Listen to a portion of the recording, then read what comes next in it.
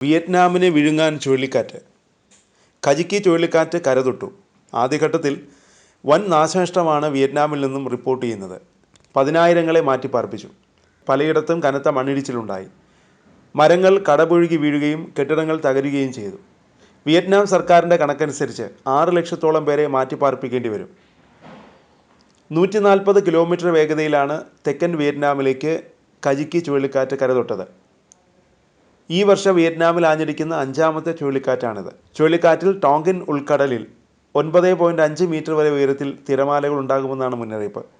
5 തീരദേശ പ്രവിശ്യകളിലായി 6 ലക്ഷത്തിലധികം ആളുകളെ ഒഴിപ്പിക്കാൻ തീരുമാനിച്ചതായി അധികൃതർ അറിയിച്ചു. ഇവരെ താൽക്കാലിക കേന്ദ്രങ്ങളിലേക്ക് മാറ്റിപ്പാർപ്പിക്കും. വീടുകളിൽ നിന്ന് പുറത്തിറങ്ങരുതെന്ന് ആളുകൾക്ക് മുന്നറിയിപ്പ് നൽകിയിട്ടുണ്ട്. വാട്ടർ ഫ്രണ്ട് നഗരമായ വിൻഹ് വെള്ളത്തിനടിയിലായി. ചുഴലിക്കാറ്റിനെ തുടർന്ന് ഡസൻ കണക്കിന് വിമാനങ്ങൾ റദ്ദാക്കിയതായി സർക്കാർ മാധ്യമങ്ങൾ റിപ്പോർട്ട് ചെയ്തു. തൻ ഹോവയിലെ സ്കൂളുകൾ 2 ദിവസത്തേക്ക് അടച്ചതായും റിപ്പോർട്ടുണ്ട്. എല്ലാ മത്സ്യബന്ധന ബോട്ടുകളെയും തുറമുഖങ്ങളിലേക്ക് തിരിച്ചു വിളിച്ചു. തൻ ഹോവ, എൻഗെയാൻ എന്നീ മധ്യപ്രവിശ്യകളിൽ പ്രാദേശിക സമയം വൈകുന്നേരത്തോടെയാണ് കജിക്കി കരയിൽ പ്രവേശിച്ചത്. തൻ ഹോവ ഹനോയിയിൽ നിന്ന് ഏകദേശം 166 കിലോമീറ്റർ തെക്കായിട്ടാണ് സ്ഥിതി ചെയ്യുന്നത്.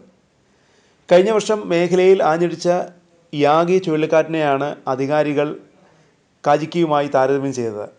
യാഗി വിയറ്റ്നാമിൻ്റെ വടക്ക് ഭാഗത്ത് കനത്ത നാശനഷ്ടമുണ്ടാക്കി. ഏകദേശം 300 ആളുകൾ മരിച്ചു.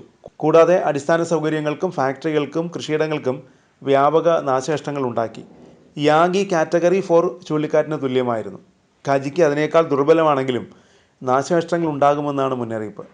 രക്ഷാപ്രവർത്തനങ്ങൾക്കായി നാവികസേന, കോസ്റ്റ് ഗാർഡ്, വ്യോമസേന എന്നിവയെ സജ്ജമാക്കിയതായി വാർത്താ ഏജൻസി റിപ്പോർട്ട് ചെയ്തു. ചൈനയുടെ കാലാവസ്ഥാ നിരീക്ഷണ കേന്ദ്രം പറയുന്നതനുസരിച്ച് ചുഴലിക്കാറ്റ് കരയിലേക്ക് നീങ്ങുമ്പോൾ വിയറ്റ്നാമിൻ്റെ മധ്യ വടക്കൻ ഭാഗങ്ങളിലെ 13 പ്രവിശ്യകളിലും ലാവോസ്, തായ്ലൻഡ് എന്നിവിടങ്ങളിലും കനത്ത മഴ ലഭിക്കും. പെട്ടെന്നുള്ള വെള്ളപ്പൊക്കത്തിനും മണ്ണിടിച്ചിലിനും സാധ്യതയുണ്ട്. ചില പ്രദേശങ്ങളിൽ 200 മുതൽ 400 മില്ലിമീറ്റർ വരെ മഴ പ്രതീക്ഷിക്കുന്നുണ്ട്.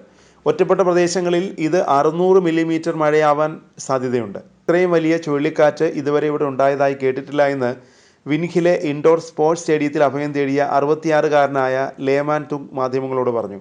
നല്ല ഭയമുണ്ട്, പക്ഷെ നമുക്കൊന്നും ചെയ്യാൻ കഴിയില്ലല്ലോ, തുങ് കൂട്ടിച്ചേർത്തു.